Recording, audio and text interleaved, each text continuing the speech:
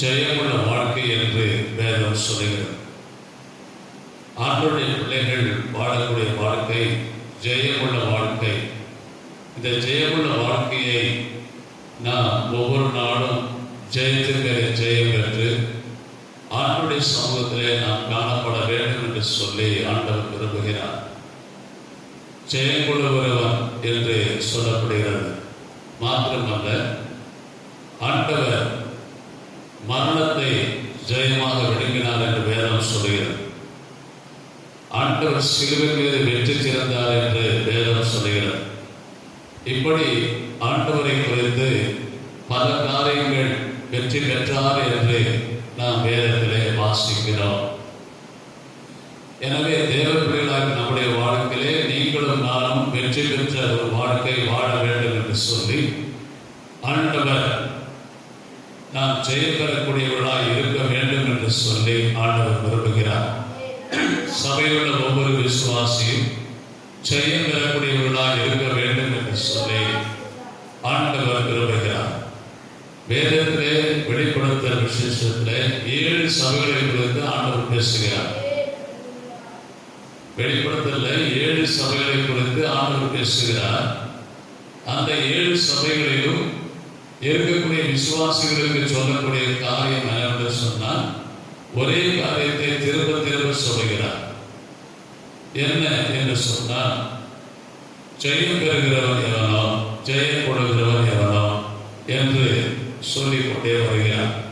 7 சபைகளை குறித்தும் 7 விதமான ஆசீர்வாதங்களை ஜெயம் பெறக்கூடியவர்களுக்கு ஆண்டவர் கொடுக்கிறார்.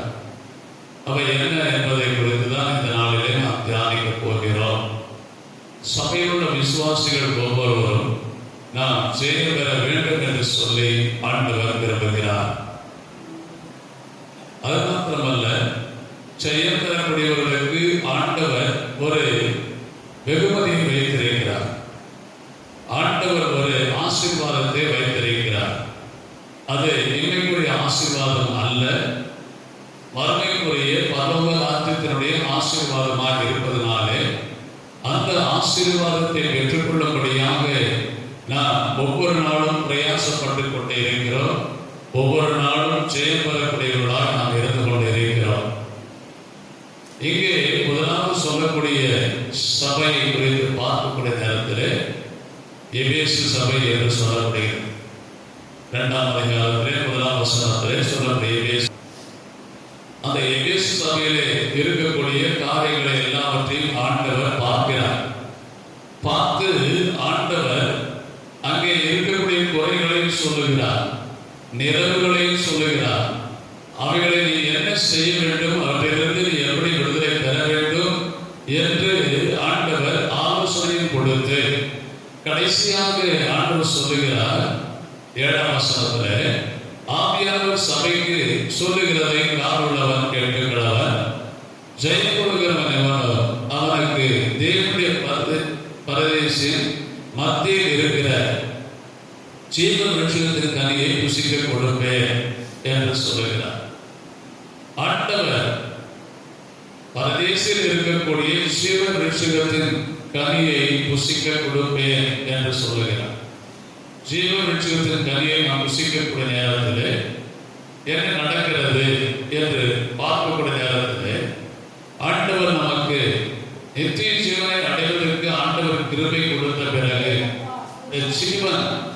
ஜீவனாக இருக்கக்கூடிய ஆண்டவரோடு கலந்துபடியாக அந்த ஜீவ விருட்சத்தின் கனியை ஆண்டவர் ஜெயங்களுக்கு ஆண்டவர் கொடுக்கிறார்.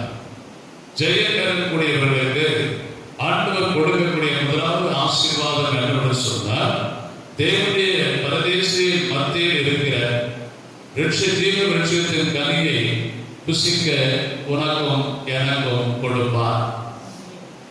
ஆண்டவர் இப்படிப்பட்ட கனியை கொடுத்து ஆண்டவர் நம்மை சந்தோஷத்தினாலே நிரப்பும்படியாக ஆண்டவர் விரும்புகிறார். தேவன் இந்த எபேசு சபைக்கு சொல்லக்கூடிய காரியங்கள் ஒவ்வொன்றையும் பார்க்கக்கூடிய நேரத்தில் அவர் குறைகளையும் சொல்லுகிறார், நிறைவுகளையும் சொல்லுகிறார். ஒரு தனிப்பட்ட மனுஷனுடைய ஒரு குறைகளையும் சொல்லுகிறார். இப்படி எல்லாம் சொல்லிவிட்டு ஜெயம் கொடுக்கிறவன் எவனோ என்று சொல்லுகிறார். ஜெயம் கொடுக்கிறவன் எவனோ என்று சொல்லுகிறார். அப்போ நீங்களும் நானும் இந்த ஆவிக்குரிய ஜீவியத்திலே ஜெயம் பெற வேண்டும் என்று சொல்லி ஆண்டவர் விரும்புகிறார். நாம் எந்தெந்த காரியங்களிலே ஜெயம் பெற வேண்டும்? அநேக காரியங்களிலே ஜெயம் பெற ஆண்டவர் சொல்லி வைத்திருக்கிறார். நம்முடைய வாழ்க்கையிலே எதற்கும் எது நாம் ஜெயம் பெற வேண்டும். முதலாவது பிசாசின் மீது ஜெயம் பெற வேண்டும். இரண்டாவது மாம்சத்தின் மீது ஜெயம் பெற வேண்டும். நம்முடைய மாம்சத்திலே ஜெயம் பெற வேண்டும். நம்முடைய மாம்சத்திலே ஜெயம் பெற வேண்டும். மாம்சம் சொல்லக்கூடிய காரியங்களை செய்து விடக்கூடாது. மாம்சம் சொல்லக்கூடிய வார்த்தைகளை கேட்டு அதன்படி நடக்கக்கூடாது. மாம்சம் ஒரு காரியம் சொல்லுமானால் அந்த காரியத்திற்கு கீழ்ப்படுத்தி நடக்காமல் ஆவிக்குரிய காரியம் என்பதை உணர்ந்து, ஆவியானவர் நமக்கு சொல்லக்கூடிய காரியத்தை உணர்ந்து அதன்படி நடக்கக்கூடிய பிள்ளைகளாக நீங்களும் நானும் இருக்க வேண்டும் என்று சொல்லி ஆண்டவர் விரும்புகிறார். மாம்சத்தில் நடக்கக்கூடியவர்கள் ஜெயம் பெற முடியாது. எனவே ஆண்டவருடைய பிள்ளைகள் ஒவ்வொரு நாளும் நாம் ஜெயம் பெறக்கூடியவர்களாக நாம் இருக்க வேண்டும். சுயத்தின் மீது ஜெயம் பெற வேண்டும். இச்சையிலே ஜெயம் பெற வேண்டும். நம்முடைய வாழ்க்கையிலே விசுவாச வாழ்க்கையிலே ஜெயம் பெற வேண்டும். இப்படி பல காரியங்கள் ஆண்டவர் நமக்கு சொல்லிக்கொண்டே இருக்கிற அநேக காரியங்கள் இருக்கிறது. இவற்றை எல்லாவற்றின் மீதும் ஜெயம் பெறக்கூடியவர்கள் என்று சொல்லிவிட்டு ஆண்டவர் சொல்லுகிறார், ஜெயம் கொடுக்கிறவன் எவனோ என்று ஆண்டவர் சொல்லுகிறார். இந்த ஜெயம் கொடுக்கக்கூடியவர்கள் யார் என்று சொன்னால், யார் ஒருவர் தேவனாலே அபிஷேகம் பண்ணப்பட்டவர்களாக இருக்கிறார்களோ அவர்கள் தான் ஜெயம் பெற முடியும். உலகத்தை ஜெயிக்க வேண்டும் என்று சொன்னால் நம் மாம்சத்திலே ஜெயிக்க முடியாது. எனவேதான் ஆண்டவர் ஊழியத்திற்கு வருவதற்கு முன்பாக ஞானஸ்தானம் எடுத்து கரையேற உடனே முதலாவது தேவன் அவர்களுக்கு அருளின காரியம் என்னவென்று சொன்னார், பரிசுத்த ஆவியானவரை அருளினார். அல்லேலூயா. ஞானஸ்தானம் பெற்று கரையேற உடனே புறாவை போல பரிசுத்த ஆவியானவர் அவர் மீது வந்து இறங்கினார் என்று வேதம் சொல்லுகிறது. அது மாத்திரமல்ல, அங்கே பரிசுத்த ஆவி இறங்கின உடனே வானத்திலே ஒரு சத்தம் கேட்கிறது. என்ன கேட்கிறது? இவர் என் நேசகுமாரன், இவரில் பிரியமாக இருக்கிறேன் என்று சொல்லுகிறார். அப்படின்னா என்ன அர்த்தம்? அபிஷேகம் பெற்ற ஒவ்வொருவரும் மீதும் ஆண்டவருடைய வல்லமை இருக்கக்கூடிய ஒவ்வொருவர் மீதும் ஆண்டவர் என்ன செய்தார் சொன்னார், நம்மிலே ஆண்டவர் பிரியமாக இருக்கிறார். யார் மீது பிரியமாக இருப்பார்? அபிஷேகம் பெற்ற விசுவாசியா இருக்கக்கூடிய முன்மீது ஆண்டவர் பிரியமாக இருக்க விரும்புகிறார். ஆமென். தேவ பிள்ளைகள் ஒவ்வொருவரும் அபிஷேகம் பெற்ற பிள்ளைகளை தான் ஆண்டவர் பிரியமாக இருப்பார். ஏன் என்று சொன்னால், இருதயத்தில் சுத்தமுள்ளவர்கள் பாக்கியவான்கள், அவர்கள் தேவனை தரிசிப்பார்கள் வேதம் சொல்கிறது.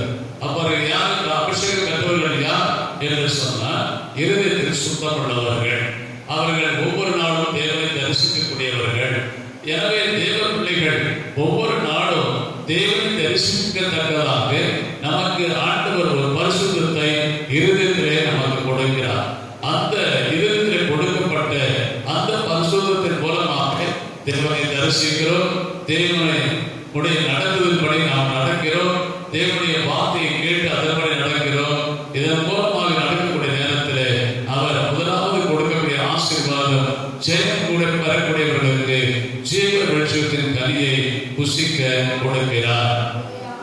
இரண்டாவதாக அந்த வேதத்தில் சொல்கிறது, 2ஆம் வசனத்திலே சிமெர்னா என்ற சபையை குறித்து சொல்லப்படுகிறது. சிமெர்னா என்ற சபையை குறித்து சொல்லக்கூடிய நேரத்தில் இந்த சபையில் ஆண்டவருடைய வார்த்தைகள் பல காரியங்களை பேசுகிறார். பல காரியங்கள் பேசக்கூடிய நேரத்தில் அந்த சபையில் இருக்கக்கூடிய குறைகளையும் பேசுகிறார், நிறைவுகளையும் பேசுகிறார். இப்படி குறை நிறைவுகள் எல்லாவற்றையும் பேசி அந்த குறைகளை எப்படி நிவர்த்தி செய்ய வேண்டும் என்பதை குறித்தும் அங்கே ஆவியானவர் சபைக்கு சொல்லுகிறதை காதுள்ளவர் கேட்க கடவன் என்று சொல்லுகிறார். அப்போ ஆவியானவர் சொல்லக்கூடிய காரியம் என்னவென்று சொன்னால், உனக்கு ஆலோசனை கொடுக்கக்கூடிய நேரத்திலே அந்த ஆலோசனை கேட்டு அதன்படி நடக்க வேண்டும் என்று சொல்லி ஆண்டவர் விரும்புகிறார். சிவனா சபைக்கு ஆண்டவர் சொல்லக்கூடிய காரியம் என்னவென்று சொன்னால், அதில் ஜெயங்கள் பெறக்கூடியவர்களுக்கு கொடுக்கக்கூடிய காரியம் 11ஆம் வசனத்தை வாசிப்போம். 11ஆம் வசனம். ஆவியானவர் சபைகளுக்கு சொல்லுகிறதை காதுள்ளவன் கேட்க கடவன். ஜெயம் கொள்கிறவன் இரண்டாம் மரணம் சேர்க்கப்படுவதில்லை என்று சொல்லப்படுகிறது. இப்ப இரண்டாம் மரணம் ஒன்று இருக்கிறது. மாம்ச பிரகாரம் தான் மரணம் ஒன்று இருக்கிறது. கவனிக்கிறோம். இந்த சரீர பிரகாரம் மரணம் ஒன்று இருக்கிறது. இரண்டாவது ஆவிக்குரிய மரணம் ஒன்று இருக்கிறது. இரண்டாம் மரணம் என்று சொல்லப்படுகிறது. அந்த மரணம் என்ன என்று சொன்னால், யார் ஒருவர் மாம்சத்திலே வாழ்ந்து மாம்சத்திலே ஜீவித்து பரிசுத்தம் அடையாமல் இருந்து அவர்கள் நரகத்துக்கு செல்லக்கூடிய ஒரு சூழ்நிலை வரும். அப்படிப்பட்ட நரகத்துக்கு செல்லக்கூடியவர்கள் தான் இரண்டாவது மரணமாக இருக்கிறது. அல்லேலூயா. அப்போ ஆண்டவருடைய பிள்ளைகள் நம்முடைய வாழ்க்கையிலே ஆண்டவர் முதலாவது தாயின் வயிற்றிலே பிறக்கக்கூடிய நேரத்திலே கர்ப்பத்தில் கன்னியாகிய நம்மை ஆண்டவர் பிரித்தெடுத்தார். தனக்கென்று பிரித்தெடுத்தார். தாயின் கருவிலே உருவாகும் முன்னே உன்னை பேர் சொல்லி அழைத்தேன் என்று சொல்லுகிறார். இரண்டாவது ஆண்டு சொல்லுகிறார், ஒரு பிறப்பு இருக்கிறது என்று சொல்லுகிறார். யோவான் 3:5 சொல்லுகிறார், ஒருவன் ஜலத்தினாலும் ஆவியினாலும் பிறக்க வேண்டும் என்று சொல்லுகிறார். அப்போ ஜலத்தினாலே பிறக்கக்கூடிய ஒரு அனுபவம், இந்த அனுபவத்தை ஆண்டவர் நமக்கு கொடுத்திருக்கிறார். எல்லா பிள்ளைகளுக்கும், ஞானஸ்தானம் எடுத்த ஒவ்வொரு பிள்ளைகளுக்கும் ஜலத்தினாலே பிறந்தவர்கள் என்று நாம் சொல்லுகிறோம். இது இரண்டாவது பிறப்பு. சொல்லாம மூன்றாவது பிறப்பு ஒன்று இருக்குது. என்ன பிறப்பு அது சொன்ன, இந்த மாம்ச சரீரத்தை விட்டு மகிழ்ச்சி சரீரத்தில் நாம் ஒரு நாள் போக போகிறோம். மகிழ்ச்சி சரீரத்தில் சென்று மகிழ்ச்சிக்குள்ளே பிரவேசிக்கக்கூடிய ஒரு நாள் இருக்கிறது. அந்த பிறப்பு என்ன கேட்டால், அதுதான் கடைசியாக இருக்கக்கூடிய ஆவிக்குரிய நிச்சய ஜீவனை அடையக்கூடிய ஒரு பிறப்பாக இருக்கிறது. இந்த காரியத்தை நாம் பார்க்கக்கூடிய நேரத்தில் இந்த பிறப்பில இறப்பும் மரணம் கொண்டு இருக்கிறது. அதே போல பிறப்பும் இருக்கிறது என்று அறிந்து கொள்ள வேண்டும். இதில் ஜெயம் கொள்ளக்கூடியவர்கள் யார் என்று சொன்னால், இந்த நித்திய ஜீவனை அடையக்கூடியவர்கள் போகக்கூடிய நேரத்தில் அவர்களுக்கு ஆண்டவர் சிவனா சபைக்கு கொடுக்கக்கூடிய காரியம் என்னவென்று சொன்னால், இரண்டாம் மரணத்திலே அவர்கள் சேதப்படுவதில்லை என்று சொல்லப்படுகிறது. இப்படி அவர் சிவனா சபையை குறித்து ஆண்டவர் பேசுகிறார். மூன்றாவது சொல்லக்கூடிய சபை அங்கே 12ஆம் வசனத்தில் பெர்கமு சபை என்று சொல்லப்படுகிறது. பெர்கமு சபை என்று சொல்லக்கூடிய நேரத்தில் அந்த சபையை குறித்து ஆண்டவர் சில காரியங்களை பேசுகிறார். நிறைவுகளை பேசுகிறார், குறைவுகளை பேசுகிறார். அங்கே சில காரியங்களை ஆலோசனையாகவும் ஆண்டு கொடுக்கிறார். இப்படி ஆலோசனை கொடுத்து அவர்களை மீண்டும் பலப்பட வேண்டும் என்று சொல்லி ஆண்டவர் விரும்புகிறார். அப்படி சொல்லக்கூடிய நேரத்தில் 17ஆம் வசனத்தில் சொல்லப்படுகிறது, மறைவான மன்னாவை உனக்கு புசிக்க கொடுப்பேன் என்று சொல்லுகிறார். 17ஆம் வசனம் வாசிப்போம். ஆவியானவர் சபைகளுக்கு சொல்லுகிறதை மாதுளம் கேட்க கடவன்.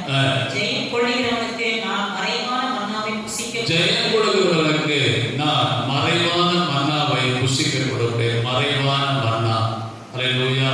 மன்னா என்று சொல்லக்கூடிய நேரத்தில் மன்னா ஆண்டவர் பழைய ஏற்பாடு காலத்திலே இஸ்ரவேலர்களுக்கு வனாந்திரத்திலே வரக்கூடிய நேரத்திலே ஆண்டவர் மன்னாவை தூதர்கள் உண்ணக்கூடிய மன்னாவை கொடுத்தார். அல்லேலூயா. இந்த மன்னாவை இஸ்ரவேலர்கள் எல்லாரும் 6 லட்சம் ஜனங்கள் என்று அந்த இடத்திலே போடப்பட்டிருக்கிறது. மாத்திரமல்ல, அவர்கள் பிள்ளைகள் ஸ்ரீகளை பார்க்கக்கூடிய நேரத்திலே கிட்டத்தட்ட 15 லட்சத்துக்கு மேலே அவர்கள் ஜனங்கள் இருந்தார்கள். அவர்கள் எல்லோருக்கும் ஆண்டவர் கொடுத்த காரியம் என்னவென்று சொன்னார், பரத்தினுடைய தூதர்கள் உண்ணக்கூடிய மன்னாவை கொடுத்தார். இங்கே சொல்லக்கூடிய மன்னா மறைவான மன்னா என்று சொல்லப்படுகிறது. அல்லேலூயா. அந்த மன்னாவை அவர் ஆண்டவர் புசிக்க கொடுப்பார். இதுவரை யாருக்கும் கொடுக்காத, யாருக்கும் புசிக்காமல் இருக்கக்கூடிய ஒரு மன்னாவை ஆண்டவர் உனக்காக வைத்திருக்கிறார் என்பதை மறந்துவிடக்கூடாது. மறைவான மன்னாவை ஆண்டவர் நமக்கு வைத்திருக்கிறார். அந்த மன்னாவை புசிக்கக்கூடிய நேரத்தில் ஆண்டவர் நித்திய ஜீவன் அடையக்கூடிய பிள்ளைகளுக்கு அந்த மன்னாவை ஆண்டவர் கொடுக்கிறார். நான்காவதாக அங்கே சொல்லக்கூடிய காரியத்தை பார்க்கக்கூடிய நேரத்தில், நான்காவது காரியத்தை பார்க்கக்கூடிய நேரத்தில் வாசிப்பு வந்தது 12ஆம் வசனம். தியத்தீரா சபையின் தூதனுக்கு எழுத வேண்டியது என்னவெனில் என்று சொல்லும். தியத்தீரா அப்போ சபை பார்க்கக்கூடிய நேரத்தில், இந்த சபையிலும் பார்க்கக்கூடிய நேரத்தில் ஆண்டவர் அந்த வசனத்தை முழுமையாக வாசிப்போம். சபையின் தூதனுக்கு நீ எழுத வேண்டியது என்னவெனில், அக்கினி ஜுவாலை போன்ற கண்களும் பிரகாசமான வெண்கலம் போன்ற பாதங்களும் உள்ள தேவகுமாரன் சொல்லுகிறதாவது அவருடைய ஸ்ட்ரக்சர், அந்த உடம்புடைய ஸ்ட்ரக்சரை பற்றி ஆண்டவர் பேசுகிறார். அப்போ ஆண்டவருடைய அந்த ஆண் தத்துவத்தை குறித்து அங்கே பேசப்படுகிறது. அப்போ சொல்லிட்டு என்ன சொல்றாரு, இங்கு பல காரியங்களை ஆண்டவர் பேசுகிறார். முதலாவது நிறைவான காரியங்களை பேசுகிறார், அதன் பிறகு குறைவான காரியங்களை பேசுகிறார், அதன் பிறகு அங்கே அவர்கள் மனம் திரும்பும்படியாகவும் அவர்களுக்கு சில காரியங்களை ஆலோசனையாகவும் கொடுக்கிறார். அவர்களுக்கு ஆண்டவர் கொடுக்கக்கூடிய காரியம் என்னவென்று சொன்னார், அதே வெளிப்படுத்தல் 2:26 ஜெயம் கொண்டு முடிவு கையில் என் கிரியைகளை கைக்கொள்கிறவன் எவனோ அவனுக்கு நான் என் பிதாவினிடத்தில் அதிகாரம் பெற்றது போல ஜாதிகள் மேல் அதிகாரம் கொடுப்பேன். இங்கே சொல்லக்கூடிய காரியம் பார்க்கக்கூடிய நேரத்தில், ஜெயம் கொண்டு முடிவு குறித்த என் கிரியைகளை கைக்கொள்கிறவன் எவனோ என்று சொல்லப்படுகிறது. முதலாவது இந்த முன்னாடி இருந்த வாசித்த வசனங்கள்லாம் ஜெயம் கொள்கிறவன் எவனோ, ஜெயம் கொள்கிறவன் சொன்னார். ஆனா இங்க என்ன சொல்றாரு, ஜெயம் கொண்டு முடிவு குறித்தும் என் கிரியைகளை கைக்கொள்கிறவன் எவனோ அவனுக்கு நான் என் பிதாவினிடத்தில் அதிகாரம் பெற்றது போல ஜாதிகள் மீது அதிகாரம் கொடுப்பேன். அப்போ ஜாதிகள் மீது அதிகாரம் கொடுப்பேன்.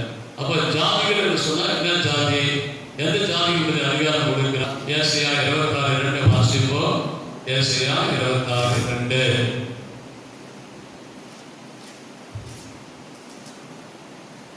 சத்தியத்தை கைக்கொண்டு வருகிற நீதியுள்ள ஜாதி, சத்தியத்தை கைக்கொண்டு வருகிற நீதியுள்ள ஜாதி. இந்த நீதியுள்ள ஜாதி தான் ஆளுகை செய்யும்படியாக ஆண்டவர் நமக்கு அதிகாரம் கொடுப்பார். அல்லேலூயா.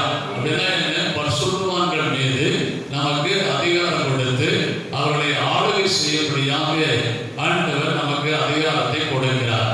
ஜாதிகள் மீது அதிகாரத்தை கொடுக்கிறார். எனவே அந்த ஜாதி என்ன அப்படின்னு சொன்ன, சத்தியத்தை கைக்கொண்டு வரக்கூடிய நீதி உள்ள ஜாதி. நீதியுள்ள ஜாதியை ஆளும்படியாக ஆண்டவர் நமக்கு கிருபை தரப்படியாக இந்த நாளிலே நமக்கு ஆண்டவர் கொடுக்கிறார். அது மாத்திரமல்ல, அங்கே அவர் கொடுக்கக்கூடிய காரியம் என்னென்று சொன்னால், அந்த நீதியுள்ள ஜாதியை ஆளுகை செய்யக்கூடிய நேரத்தில் ஆண்டவர் நமக்கு கொடுக்கக்கூடிய காரியம் என்னவென்று சொன்னால், ஒரு அதிகாரத்தை நமக்கு தருகிறார். கொடுக்கிறார் அதிகாரம். அந்த அதிகாரம் ஆளுகை செய்யக்கூடிய ஒரு அதிகாரம். அந்த அதிகாரம் ஆண்டவர் நமக்கு அருளக்கூடிய அதிகாரம். அந்த பவரை நமக்கு கொடுத்து, அந்த பவர் மூலமாக நீ சாதிகளை ஆளுகை செய்ய வேண்டும் என்று சொல்லி ஆண்டவர் நம்மை ஏற்படுத்தி இருக்கிறார். அல்லேலூயா. ஐந்தாவதாக அவர் சொல்லக்கூடிய காரியத்தை பார்க்கக்கூடிய 3:1 வாசிக்கிறோம். சர்தை சபை. அல்லேலூயா. இப்படிப்பட்ட இந்த சபையிலும் ஆண்டவர் சில காரியங்களை பேசுகிறார். சில காரியங்களை பேசி அங்கே சொல்றாரு 2ஆம் வசனத்துல, நீ விழித்துக் கொண்டு சாகிறதற்கு ஏதுவாய் இருக்கிறவைகளை ஸ்திரப்படுத்து. அப்போ சாகிறதற்கு ஏதுவாய் இருக்கிறவைகளை ஸ்திரப்படுத்து.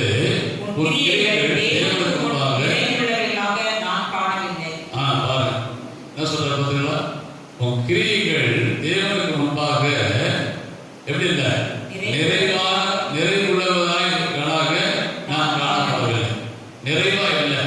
அப்போ நம்முடைய வாழ்க்கையில குறை உள்ளவர்களாக நாம் இருந்து கொண்டு இருக்கிறோம்.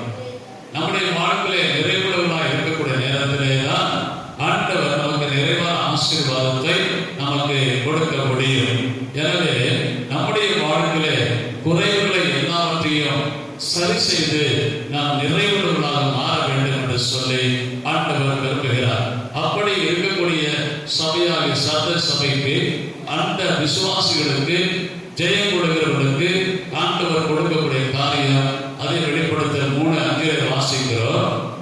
ஜெயம் கொள்ளுகிறவன் எவனோ அவனுக்கு வெண்வஸ்திரம் தரிக்கப்படுவது முக்கியமான காரியம். இங்கே வெண்வஸ்திரம் தரித்து கொண்டு இருக்கிறோம். இங்கே இருக்கக்கூடிய வஸ்திரம் வெண்வஸ்திரம் என்று நாம் நினைத்துக் கொண்டு இருக்கிறோம். இதை காட்டிலும் என்ன மகிமையுள்ள ஒரு வஸ்திரத்தை ஆண்டவர் நமக்கு தரப்போகிறார். அது வெண்வஸ்திரம் என்று சொல்லப்படுகிறது. அந்த வெண்வஸ்திரத்தை கொண்டு வந்து உனக்கு தரிப்பிப்பார்கள். வெண்வஸ்திரத்தை உடுத்தும்படியாக உனக்கு கொண்டு வந்து கொடுப்பார்கள். இந்த வெண்வஸ்திரம் தரிக்கக்கூடிய நேரத்தில் அங்கே பார்க்கக்கூடிய நேரத்தில் தேவனுக்கு முன்பாக தேவ சாயலாகவே உன்னை மாற்றும்படியாக அந்த வெண்வஸ்திரத்தை தருகிறார்கள். வெண்வஸ்திரம் என்று சொல்லக்கூடிய நேரத்தில் பரிசுத்தத்துக்கு மேல் பரிசுத்தம் அடையக்கூடியவர்களுக்கு கொடுக்கக்கூடிய ஒரு காரியம். வெண்வஸ்திரம் என்று சொல்லக்கூடிய நேரத்தில் பரிசுத்தத்திலே வளர்ந்து வளர்ந்து வளர்ந்து பூரண பரிசுத்தமாய் இருக்கக்கூடியவர்களுக்கு கொடுக்கக்கூடிய ஒரு வஸ்திரம் தான் வெண்வஸ்திரம். அல்லேலூயா. எல்லாருக்கும் அந்த வஸ்திரம் கிடைக்காது. ஒரு சிலருக்கு தான் அந்த வஸ்திரம் கிடைக்கும். ஜெயம் கொடுக்கிறவர்களுக்கு தான் அந்த வஸ்திரம் கிடைக்கும். ஜெயம் கொள்ளாதவர்களுக்கு அந்த வஸ்திரம் கிடைக்காது.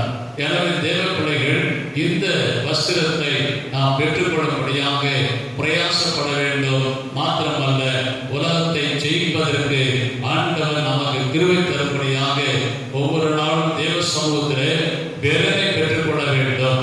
தேவ பலனை பெற்றுக்கொள்ள வேண்டும் என்று சொன்னால் தேவ கிருபை என்றைக்கு நாம் பெற்றுக்கொள்கிறோமோ அன்றைக்கு முழுவதும் தேவ பலன் நமக்கு இருக்கும்.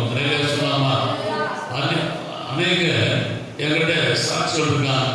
காலையில் பிரேயருக்கு வராமல் நான் போனேன் அப்படின்னு சொன்னாங்க. எனக்கு அந்த நாள் முழுவதும் வேலையே ஓடாது, நல்லா இருக்காது, மனசு சரி இருக்காது, ஒரு பாரமாக இருக்கும். இப்படி பல காரியங்களை சொல்லுவார்கள். அப்போ தேவ சமூகத்தில் வந்து அதிகாலையில் அவருடைய கிருபையை பெற்றுக்கொண்டு செல்லக்கூடிய நேரத்தில் ஆண்டவர் என்ன செய்கிறார் சொன்னார், அந்த நாள் முழுவதும் நீ நடப்பதற்கு ஞானத்தையும் கிருபைகளையும் வல்லமைகளையும் பலனையும் எல்லாவற்றையும் ஆண்டவர் கொடுத்து உன்னை நடத்த வல்லவராய் இருக்கிறார். நீ செய்ய வேண்டிய காரியங்கள் எல்லாவற்றிலும் கர்த்தர் உடனிருந்து உன்னை நடத்த வல்லவராய் இருக்கிறார். இதுதான் தேவ கிருபை. ஆண்டவர் சொல்றார், காலைதோறும் புதிய கிருபை என்று சொல்லுகிறார். காலைதோறும் புதிய கிருபையை நீங்கள் பெற்றுக்கொள்ள வேண்டும். புதிய கிருபையை நீங்கள் பெற்றுக்கொள்ளக்கூடிய நேரத்திலே அந்த புதிய கிருபை மூலமாக ஒவ்வொரு நாளும் நம்மை பலப்படுத்துகிறார், நமக்கு ஞானத்தை அருளுகிறார். நீ செய்வதற்கு திறமைகளையும் கிருபைகளையும் கொடுத்து ஆண்டவரும் உயர்த்த வல்லவராய் இருக்கிறார். எனவே அந்த சர்தை சபைக்கு கொடுக்கக்கூடிய கொடுக்கக்கூடிய அந்த வஸ்திரம் என்னன்னு சொன்னார், வெண் வஸ்திரம். என்ன வஸ்திரம்? வெண் வஸ்திரம் என்று சொல்லப்படுகிறது. ஆறாவதாக பிலதெல்பியா சபை. ஆறாவதாக பிலதெல்பியா சபை 7ஆம் வசனம் 3:7. பிலதெல்பியா சபையின் தூதனுக்கு நீ எழுத வேண்டியது என்னவெனில். அப்போ பிலதெல்பியா சபையின் தூதனுக்கு எழுத வேண்டியது. அப்போ பிலதெல்பியா என்ற சபையை குறித்து ஆண்டவர் நிறைவான காரியங்களை பேசுகிறார். நிறைவு அதிகமாக இருந்த ஒரு சபை. பிலதெல்பியா சபை குறைகளே இல்லாத ஒரு சபை, கர்த்தருக்கு பிரியமான சபை, கர்த்தருக்கு பிரியமாய் நடந்த சபை என்று இந்த இடத்திலே வேதத்திலே கீழே நாம் வாசிக்கிறோம். பல காரியங்கள் அங்கே அந்த சபையை குறித்து ஆண்டவர் பேசுகிறார். அப்படி பேசக்கூடிய அந்த பிலதெல்பியா சபைக்கு ஆண்டவர் கொடுக்கக்கூடிய காரியம் என்னன்னு சொன்னார், வெளிப்படுத்தல் 3:12 சொல்லுகிறார். 12ஆம் வசனம்,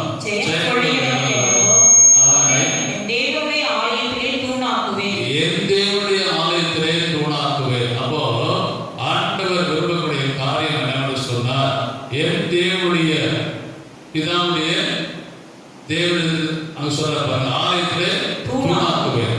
அப்போ என் தேவனுடைய ஆலயத்திலே தூணாக்குவேன். அப்போ ஆண்டவர் இயேசு கிறிஸ்துவுடைய தேவனுடைய ஆலயம் என்று பரலோக ராஜ்யத்திலே ஒன்று இருக்கிறது. அல்லேலூயா. தேவனுடைய ஆலயம் பரலோக ராஜ்யத்திலே ஒன்று இருக்கிறது. அந்த ஆலயத்திலே உன்னை தூணாக நிறுத்துவேன் என்று சொல்கிறார். ஆலயம் என்பது பரிசுத்த ஸ்தலம். அல்லேலூயா.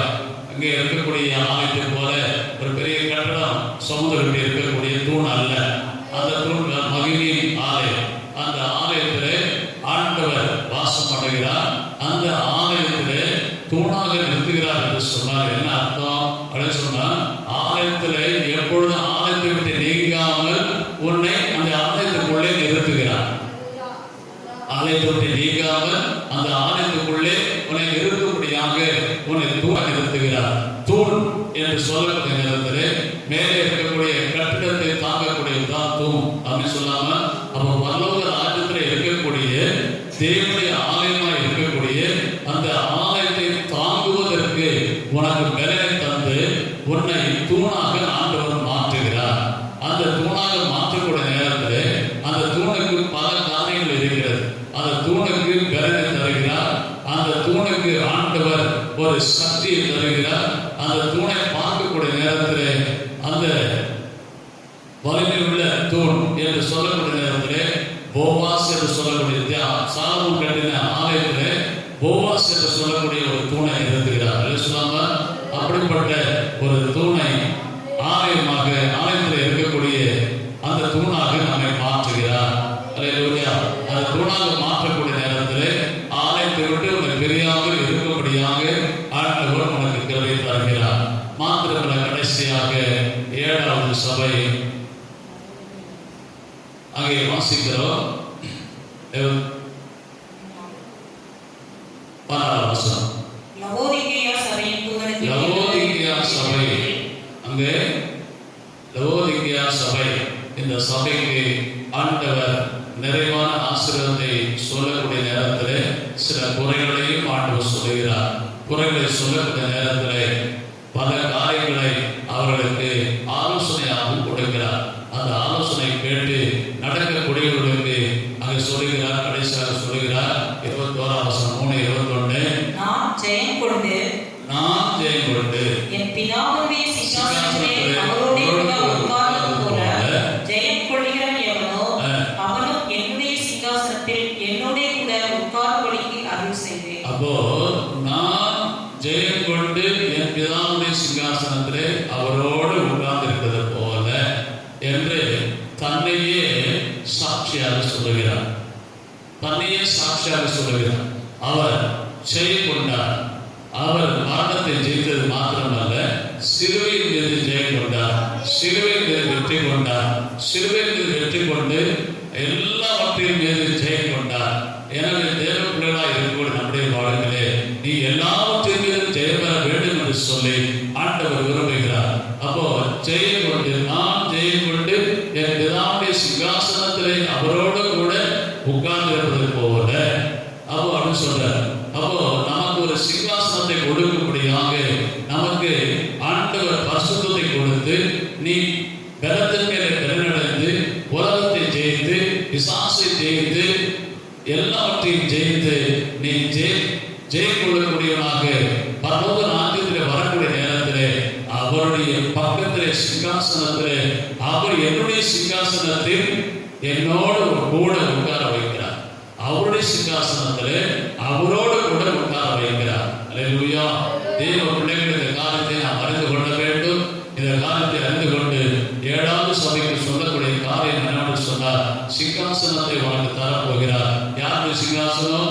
இயேசு கிறிஸ்துவுடைய சிங்காசனத்தையே உனக்கு தரப்போகிறார். அவரோடு கூட உட்கார வைக்க போகிறார். அவரோடு கூட உட்கார வைக்கக்கூடிய ஒரு மேன்மையான ஒரு காரியத்தை ஆண்டவர் நமக்கு தருகிறார். இந்த காரியங்களிலே நாம் ஒவ்வொரு நாளும் அவருடைய காரியத்திலே ஜெயம் கொள்ளக்கூடியவர்களாக நாம் இருப்போம். கர்த்தர் நம்மை ஆசீர்வதிப்பாராக. நாம் கண்களை போடுவோம், முழங்கால் படியிடுவோம், எழுந்து நிற்போம். ஹல்லேலூயா, ஹல்லேலூயா, ஸ்தோத்திரம், ஸ்தோத்திரம், ஸ்தோத்திரம். ஹல்லேலூயா, ஹல்லேலூயா, ஹல்லேலூயா. ஆவியானவரே, உமக்கு நன்றி, உமக்கு நன்றி, உமக்கு நன்றி, உமக்கு நன்றி, உமக்கு நன்றி. ஜெயம் கொடுக்கிறவருக்கு ஜீவ விருட்சத்தை கொடுக்கிறார். 2வது மரணத்தை சேதப்படுத்துவதில்லை. மறைவான மன்னாவை தருகிறேன் என்று சொல்லுகிறார். ஜாதிகளின் மேல் அதிகாரத்தை கொடுப்பேன் என்று சொல்லுகிறார். பெண் வஸ்திரம் தரிக்கப்படும் என்று சொல்லுகிறார். ஆலயத்தை தூணாக மாற்றுவேன் என்று சொல்லுகிறார். அவருடைய சிங்காசனத்திலே உன்னை அமரச் செய்வேன் என்று சொல்லுகிறார். அன்பு தேவ பிள்ளைகளே, ஜெயம் பெற வேண்டும் என்று சொல்லி ஆண்டவரை ஒப்பு கொடுங்க. ஒவ்வொரு காலத்திலும் ஜெயம் பெறுவதற்கு ஆண்டவர் கிருபை தருவார். ஹல்லேலூயா, ஹல்லேலூயா, ஹல்லேலூயா. ஜெயம் பெறக்கூடிய பிள்ளைகள் தான் பரலோக ராஜ்யத்திலே காணப்பட முடியும், நித்தியத்திலே காணப்பட முடியும், நித்தியத்திலே காணப்பட முடியும், மகிமையிலே காணப்பட முடியும். Thank you Jesus, thank you Jesus. ஜெயம் கொடுக்கும் தேவனுக்கு கோடி கோடி சூத்திரம், வாழ்வழிக்கும் இயேசு ராஜாவுக்கு வாழ்நாளெல்லாம் சூத்திரம். ஜெயம் கொடுக்கும் தேவனுக்கு கோடி கோடி சூத்திரம், வாழ்வழிக்கும் இயேசு ராஜாவுக்கு வாழ்நாளெல்லாம் சூத்திரம். ஹல்லேலூயா, ஹல்லேலூயா. ஆடுவேன் ஆனந்த துணியால் உயர்த்துவேன். ஹல்லேலூயா, ஹல்லேலூயா. பாடுவேன் ஆனந்த துணியால் உயர்த்துவேன். ஜெயம் கொடுக்கும் தேவனுக்கு கோடி கோடி சூத்திரம், வாழ்வழிக்கும் இயேசு ராஜாவுக்கு வாழ்நாளெல்லாம் சூத்திரம். காணிக்கை போடக்கூடியவர்கள் காணிக்கை செலுத்துங்க. கர்த்தர் உங்களை ஆசீர்வதிப்பாராக. Thank you Jesus. Hallelujah. தேவன் உன்னை ஜெயம் பெற தக்கதாக இந்த வாழ்நாள் முழுவதும் ஆண்டுடைய சமூகத்திலே ஜெயம் பெற வேண்டும் என்று சொல்லி உன்னை நடத்தும்படியாக கர்த்தர் இந்த நாளிலே உன்னோடு பேசியிருக்கிறார்.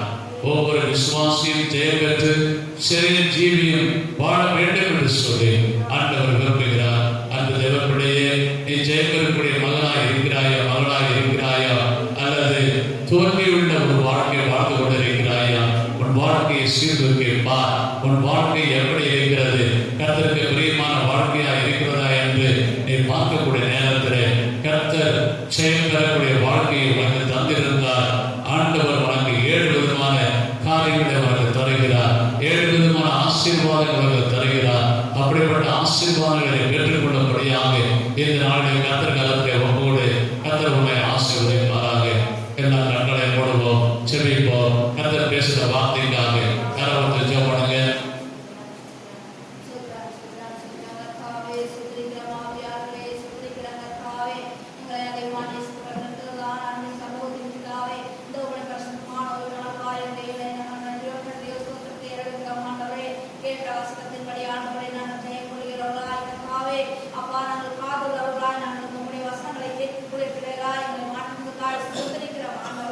அப்பா எங்களுக்கு கர்த்தாவே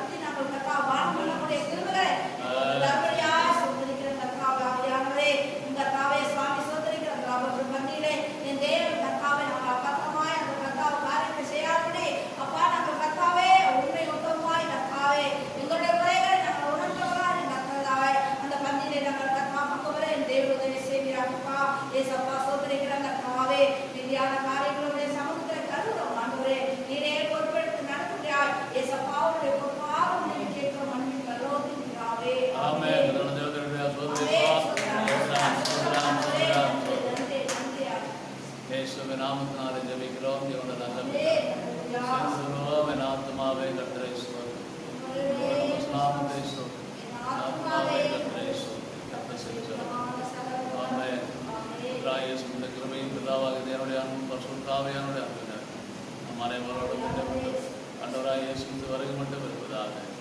ஆமென். அல்லேலூயா.